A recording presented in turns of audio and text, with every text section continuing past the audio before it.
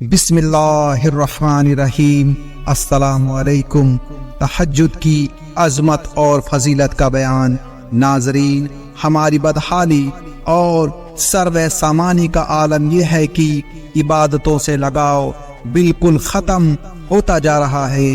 کچھ منٹ مصلی پر بیٹھنا پڑ جائے تو ایک مصیبت نظر آتی ہے، یہاں تک کہ اگر کسی ایسی جگہ پر پہنچ جائیں جہاں لوگ قرآن پاک پڑھ رہے ہو تو کئی لوگ تو کتراتے ہیں کہ قرآن نہ پڑھنا پڑے، اور اگر ایک پارہ پڑھ بھی لیں اور کوئی دوسرا کہہ دے کہ جی ایک پارہ اور پڑھ دیں تو چہرے پر ایسے اثرات ہوتے ہیں کہ جیسے پتہ نہیں کون سی مصیبت میں پھنس گئے ہیں۔ عبادتوں کا شوق ختم ہوتا جا رہا ہے، دنیا کے مزوں کے پیچھے دیوانے بنے پھرتے ہیں اور روحانی مزوں سے ناواقف اور نا آشنا ہوتے چلے جا رہے ہیں۔ ایک وقت تھا کہ جب تہجد کے چھوٹنے پر لوگ رویا کرتے تھے، پھر ایک وقت ایسا آیا کہ تکبیر اولیٰ کے چھوٹنے پر رویا کرتے تھے، لیکن آج وہ وقت آ چکا ہے کہ فرض کی جماعت بھی حاصل نہیں، یہاں تک کہ نماز بھی اگر قضا ہو گئی تو کوئی انسان اس پر غم کرنے والا نظر نہیں آتا ہے۔ فتنے کی سواری پر سوار آج کا زمانہ فتنے کا زمانہ ہو کر آ رہے ہیں، اور ہماری حالت یہ ہے کہ ہم پہلے سے کمزور ہوتے چلے جا رہے ہیں۔ آج تہجد سے محرومی کی وجہ یہ ہے کہ کچھ لوگ کہتے ہیں کہ مصروفیات اور تھکاوٹ کی وجہ سے ہم سے تہجد میں اٹھا نہیں جاتا۔ ٹھیک ہے، یہ ان کی سوچ ہے، مگر کسی کو سوچ یہ بھی تو ہو سکتی ہے کہ اللہ تعالیٰ تیرا چہرہ دیکھنا پسند نہیں کرتے۔ دوستو، تہجد کے وقت فرشتوں کی 3 جماعتیں نکلتی ہیں۔ جب رات کا آخری پہر ہوتا ہے تو اللہ تعالیٰ فرشتوں کی 3 جماعتیں بنا دیتے ہیں۔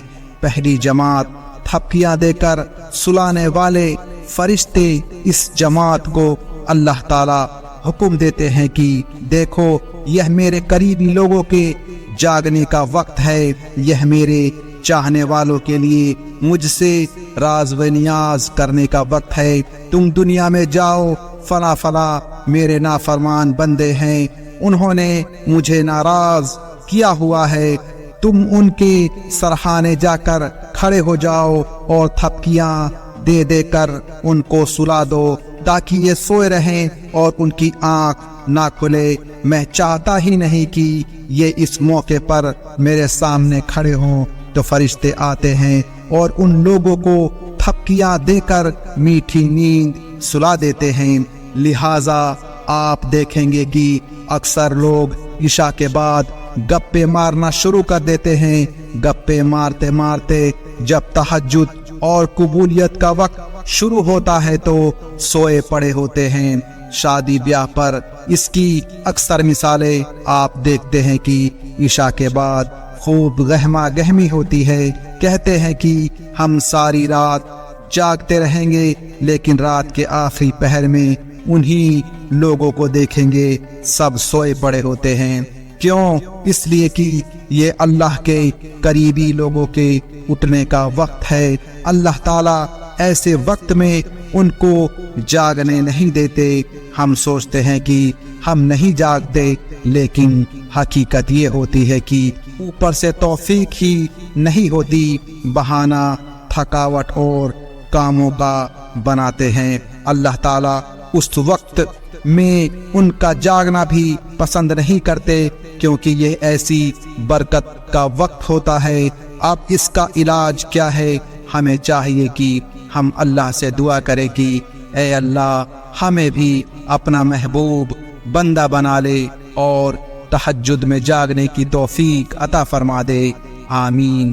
پھر فرشتوں کی ایک دوسری جماعت کو حکم ہوتا ہے کہ جاؤ، فلاں فلاں بندے میرے پسندیدہ بندے ہیں، جاؤ اور ان کو جگاؤ تاکہ وہ میرے سامنے کھڑے ہو کر عبادت کرے۔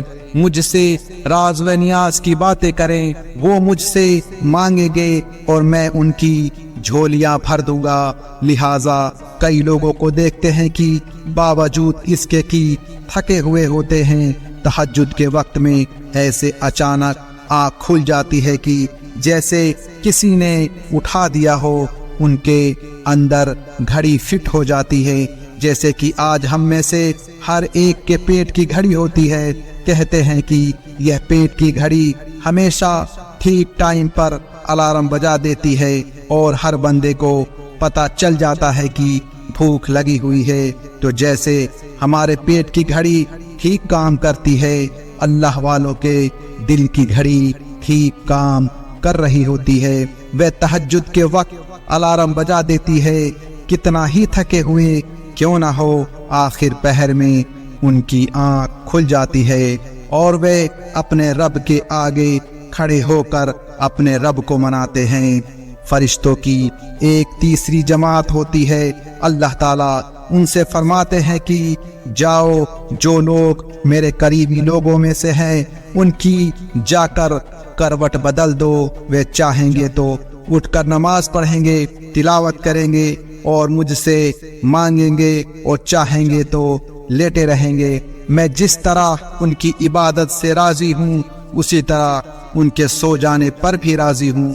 یہ وہ علماء ہوتے ہیں جو صاحب معرفت ہوتے ہیں، اور ان کا سونا بھی اللہ تعالیٰ کے نزدیک عبادت شمار کیا جاتا ہے۔ آج ہمارے اندر سے عبادت کا شوق نکلتا جا رہا ہے، لہٰذا نوجوانوں میں سے آج مشکل سے ہی کوئی نوجوان نظر آئے گا جس کے دل میں یہ تڑپ ہو کہ میں جاگوں اور اپنے رب کو مناؤں اور مجھے تہجد کی توفیق ہمیشہ کے لیے نصیب ہو جائے۔ عجیب بات تو یہ ہے کہ اب اس کے لیے دعائیں بھی نہیں کرواتے ہیں۔ دعائیں کے لیے آتے ہیں تو کون سی دعائیں کرواتے ہیں؟ نوکری کی دعائیں، قرضے کی دعائیں، کاروبار کی دعائیں، مکان کی دعائیں، اپنی شادی کی دعائیں، اپنی بیماری کی دعائیں۔ اللہ ماشاء اللہ قسمت سے کوئی ہوگا جو آ کر کہے گا کہ حضرت دعا کیجئے کہ اللہ تہجد کی پابندی عطا فرما دے۔ اللہ تعالی ہم سب کو پابندی سے تہجد کی نماز پڑھنے کی توفیق عطا فرما دے اور اپنے خاص پسندیدہ بندوں میں شامل کر لے، آمین۔ پیارے دوستو، آج کے لیے بس اتنا ہی۔